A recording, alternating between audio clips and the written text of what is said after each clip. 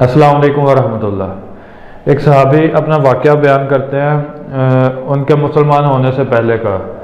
جب وہ ابھی مسلمان نہیں تھے تو کہتے ہیں کہ ایک دفعہ میں نے ایک شخص کو دیکھا کہ جس کی بات لوگ مانتے ہیں اور سنتے ہیں اور مانتے بھی ہیں اس بندے کی بات، اس شخص کی۔ تو کہتے ہیں کہ پھر میں بھی وہاں گیا اور میں نے وہاں لوگوں سے پوچھا کہ یہ کون ہے، تو لوگوں نے بتایا کہ یہ رسول اللہ ہے، یعنی کہ یہ اللہ کے رسول ہے۔ تو پھر کہتے ہیں کہ میں ان کے پاس گیا اور میں نے جا کے کہا علیک السلام یا رسول اللہ، یعنی کہ علیک السلام، السلام علیکم کے بجائے علیک السلام، علیک پہلے پڑھا۔ یہ چیز جو ہے نا نوٹ کرنے والی ہے۔ تو کہتے ہیں کہ انہوں نے کچھ جواب نہیں دیا۔ پھر کہتے ہیں میں نے دوبارہ وہی بات کہی علیک السلام یا رسول اللہ۔ تو پھر انہوں نے کہا، نبی علیہ السلام نے ان کو آگے سے کہا کہ علیک السلام نہ کہو، یہ مردوں کے لیے ہوتا ہے، جو فوت ہو گئے ہوتے ہیں لوگ ان کے لیے علیک السلام، تم کہو السلام علیکم۔ تو کہتے ہیں کہ میں نے ان سے پوچھا کہ کیا آپ اللہ کے رسول ہیں؟ تو آپ علیہ السلام نے فرمایا کہ میں اس اللہ کی طرف سے بھیجا ہوا ہوں کہ جس کو جب تم دکھ میں ہو تو پکارو گے تو وہ تمہارا دکھ دور کر دے گا، اور اگر خشک سالی کی حالت میں تم اسے یاد کرو گے تو وہ تمہاری کھیتیاں اگا دے گا، اور جب تم کسی صحرا یا کسی ویران علاقے میں اپنی سواری کے گم ہو جانے پہ اسے یاد کرو گے تو وہ اسے لٹا دے گا۔ تو اس کے بعد وہ صحابی کہتے ہیں کہ میں نے آپ علیہ السلام سے کہا کہ آپ مجھے کوئی نصیحت فرما دیں۔ صحابی وہ مسلمان ہو گئے ساری بات چیت کے بعد، تو پھر وہ کہتے ہیں کہ آپ مجھے کوئی نصیحت فرما دیں۔ تو پھر آپ صلی اللہ علیہ وسلم نے ایک نصیحت فرمائی کہ کبھی کسی کو گالی مت دینا، کسی کو گالی نہ دینا۔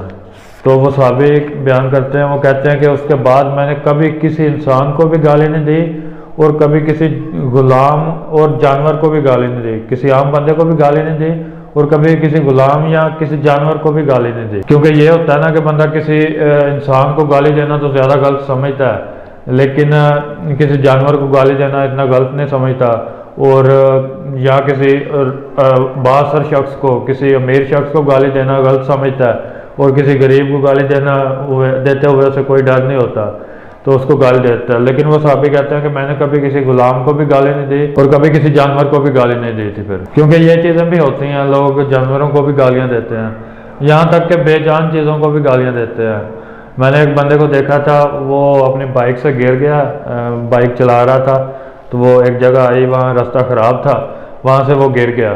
تو وہ اپنے بائک کو گالیاں دینے لگ گیا۔ وہ اس کو بائک کو بڑی اس نے گالیاں دی کہ یہ اس طرح کا ہے، اور وہ گندی گندی گالیاں اس نے دی تھی اپنی بائک کو، موٹر سائیکل کو، کہ یہ اس نے وہ اپنی طرف سے سمجھ رہا تھا اس نے میرے ساتھ وہ کیا، تو جو بھی ہے اس کو وہ گالیاں دے رہا تھا، بے جان چیز ہے وہ۔ تو اس کے بعد وہی صحابی بیان کرتے ہیں کہ آپ صلی اللہ علیہ وسلم نے فرمایا کہ کسی بھی نیکی کو حقیر مت سمجھو، چاہے وہ چھوٹی سی نیکی کیوں نہ ہو۔ آپ علیہ السلام نے فرمایا کہ جب تم اپنے کسی بھائی سے بات کرو تو کھلے ہوئے چہرے سے بات کرو، یعنی کہ کسی سے بات کرنی ہے تو وہ بھی کھلے ہوئے چہرے سے بات کرنا، یہ بھی ایک نیکی ہے۔ اور اپنی چادر جو ہے جیسے شلوار ہے یہ آدھی پنڈلی سے اوپر رکھو، نہیں تو کم از کم ٹخنوں سے اوپر رکھو، یہاں تک کہا گیا کہ آدھی پنڈلی سے اوپر رکھو، نہیں تو کم از کم ٹخنوں سے اوپر رکھو،